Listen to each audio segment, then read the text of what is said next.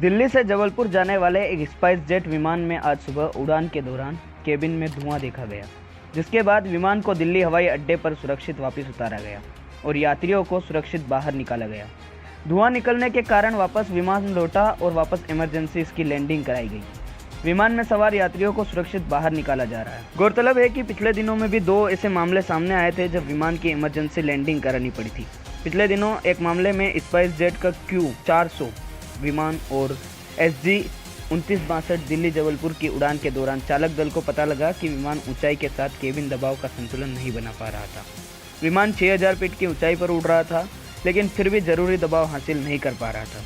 इसके बाद पायलट ने विमान को वापस दिल्ली लौटाने का फैसला किया और विमान की सुरक्षित लैंडिंग कराई गई। ऐसा ही एक मामला इससे कुछ दिनों पहले आया था। लगभग कुछ दिनों पहले ही पटना के जयप्रकाश नारायण इंटरनेशनल एयरपोर्ट से दिल्ली के लिए उड़ान भरने वाली स्पाइस जेट एयरलाइन कंपनी की फ्लाइट के इंजन में आग लग गई थी।